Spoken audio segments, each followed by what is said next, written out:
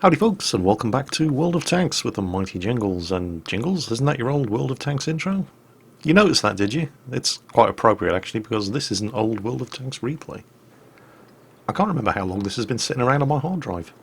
And I don't know why I haven't put it into a video by now. Although, whenever I ask myself questions like, Jingles, why haven't you done X, Y, or Z, the stock reply, because I'm crap, usually seems to cover all of the bases. But I'm putting this into a video today because it's absolutely epic. Actually, I can tell you exactly how long this has been sitting around on my hard drive. 5th of March this year was when I recorded this video, so it's well over 2 months old. This is Killer Koala in the Mark IV Matilda. This is not your regular British tech tree Matilda, which is tier 4. This is the one that's been in the game almost since launch, and it's a premium tier 5 Russian Matilda. This is the Lend-Lease Matilda. Between June and December 1941, depending on who you ask, the estimates vary pretty wildly. But the Soviets are known to have lost anything between 5 and 15,000 tanks to the Germans. Which means that in a period of around 6 months, Russia lost anything up to half of all of the tanks that it had in service. They were losing tanks faster than they could build them. In an attempt to bridge this gap, Great Britain and the United States of America began the Lend-Lease program. Britain mostly sent Churchill 3s, Tetrarchs, Valentines, Universal Carriers, and the famous Queen of the Desert, the Matilda Mark II. Between 1941 and 1943, over 1,000 Matildas were shipped to the Soviet Union. Only 918 actually made it there, however. 10% were lost in transit due to attacks on Arctic convoys by U-boats and the Luftwaffe. But what that actually means is that the Soviet Union, not the British Army, received 1/3 of the entire 2,987 vehicle production run of the Matilda tank. And remember, these deliveries began in 1941, after Dunkirk, when the British Army had lost almost all of its tanks and mechanised transport on the beaches of Dunkirk. Didn't have a pot to piss in or a window to throw it out of, but Churchill recognised that the Russians needed the tanks at the time far more than the British Army actually did, which wasn't actively fighting the Germans on land anywhere, although soon would be in North Africa, which is where the Matilda earned its reputation and nickname as the Queen of the Desert. Now, the Soviets never really liked to acknowledge the contribution made by Britain and America during the Lend-Lease program, and there are certainly some fairly good reasons for that. After all, it was Russian boys who were fighting and dying, not American or British boys who were fighting and dying, or at least certainly not in Russia.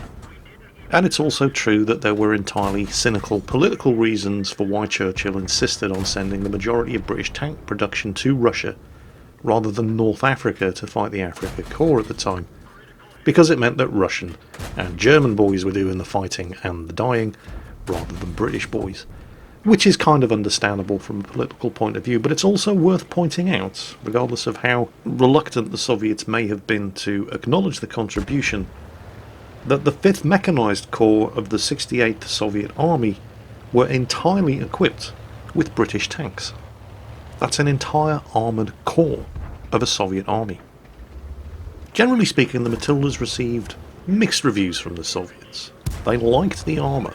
This was technically a light tank in the Soviet infantry, but it had the armour of a heavy tank. In fact, it had comparable armour to the KV-1 heavy tank if it didn't have the firepower.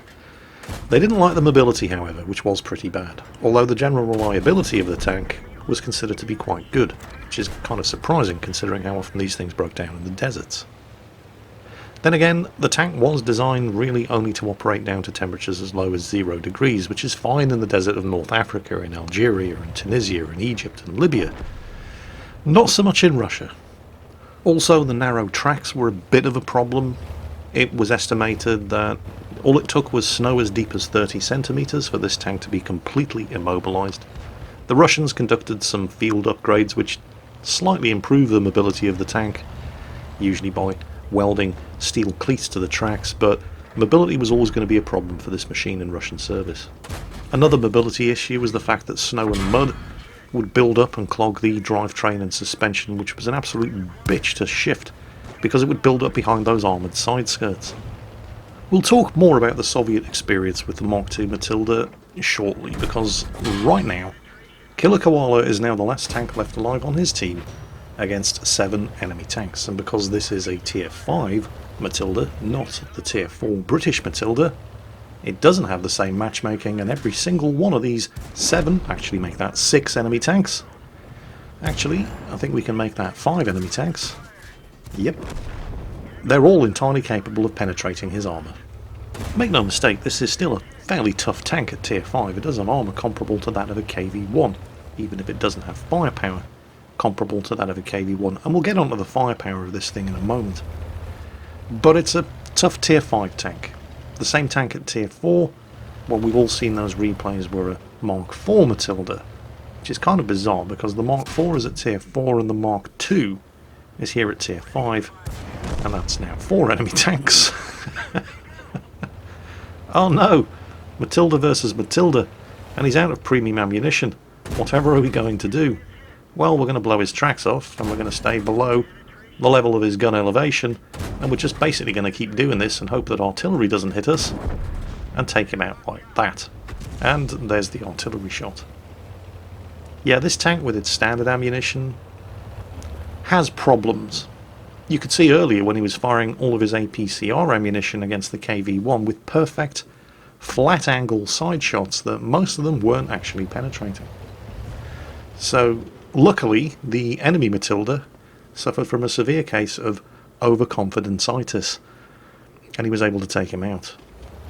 There are now 3 enemy tanks, one of which is an M3 Lee, which was also a Lend-Lease tank supplied to the Soviets, except this time by the USA.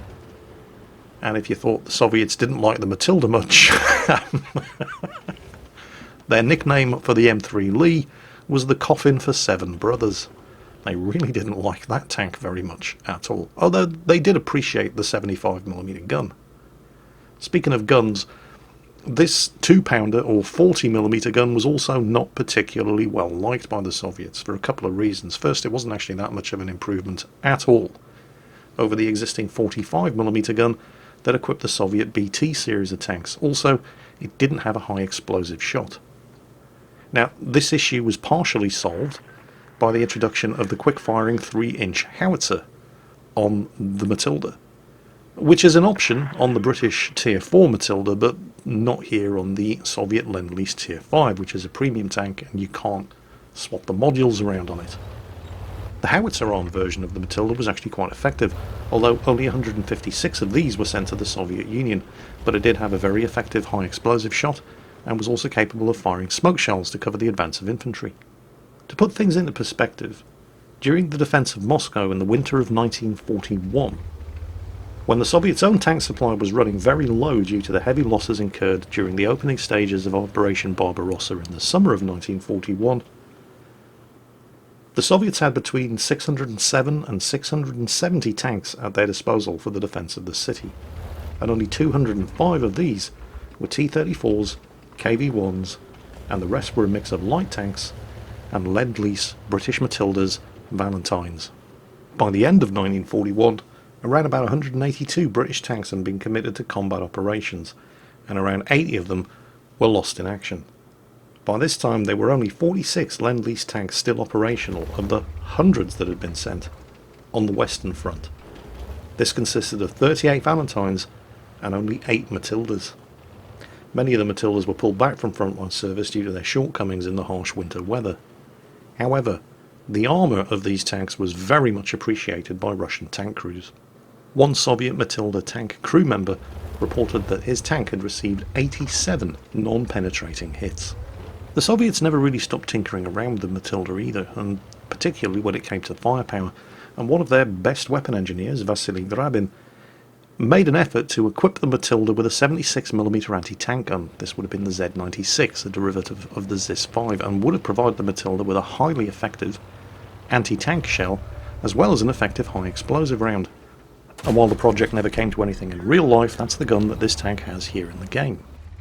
There are now 2 tanks left alive on the enemy team, and Killer Koala is about to make that 1, as he takes out the last remaining enemy artillery. Unfortunately for Killer Koala, that last remaining enemy tank is an M3 Lee, and it does hurt me to say this because my dislike of the M3 Lee is probably fairly well documented here on YouTube, but you do have to give credit where credit's due. It does have a pretty good 75mm gun, and Killer Koala does not have a huge amount of health left.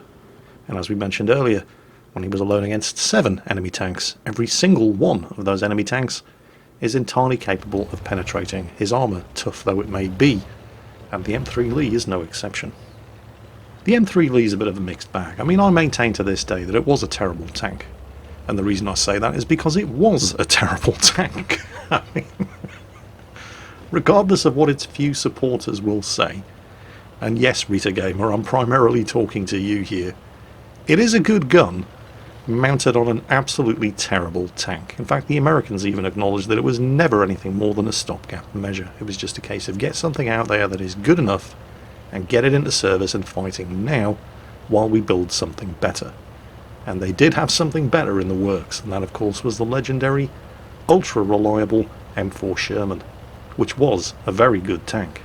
The M3 Lee? Not. What? How can you say that, Jingles? It's got the DPM, oh shut up. It's a good gun, okay, I'll give you that much, but it's a good gun on an absolutely terrible machine. Killer Koala is going to have to pay the utmost respect to the M3 Lee's 75mm gun. Depending on which gun is actually equipped on the enemy M3 Lee, whether that's the M2 or the M3 75mm gun, it's going to have either 90 or 92mm of penetration, and Killer Koala only has 75mm of armour, and it's going to do 110 average damage, and he only has 95 health left. So he's really hoping he sees the enemy tank before it sees him.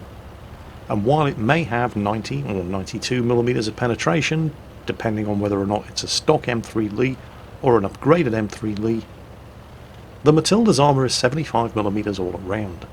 So if he angles it at 45 degrees, and there he is angling at 45 degrees, he's got a reasonable chance of being able to bounce one of these incoming shots. The enemy tank is pointing straight at him. He's going to require more than one shot to knock that guy out, and that guy has managed to bounce, because Killer Koala is angling his tank, he's managed to bounce the first shot from the enemy tank. Killer Koala just has to hit this guy one more time to earn a Kolobanov's medal for standing alone against 7 enemy tanks and winning, and he's done it. But wait, is that a shot? Oh, you've got to be kidding. Well, that was a bit of a plot twist. And a bit of a kick in the balls for Killer Koala, who managed to kill the last enemy tank, in fact the last 7 enemy tanks, while being the only surviving tank on his team. 9 kills, and it's still just not enough, is it? On the bright side, and it's not really much of a bright side, he did achieve one of the more rare achievements in World of Tanks, eye for an eye. Simultaneously destroy and be destroyed by an enemy tank, although it's not the kind of achievement you really want to have on your resume.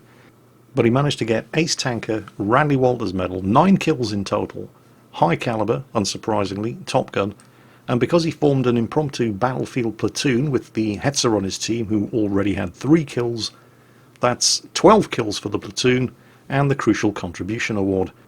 2,500 damage done with a 76mm gun that has an average alpha damage of 110. That wouldn't be a bad result for a tier 7 or 8 tank arm with a 122mm gun that does 390 average damage per shot. Shame about the result, Killer Koala, but you certainly don't have anything to be ashamed of. Thank you for sending that replay in. It both amused, entertained, and appalled me at the same time. I mean, what a way to lose. Everybody else, I hope you had a similar reaction. And as always, take care, and I'll catch you next time.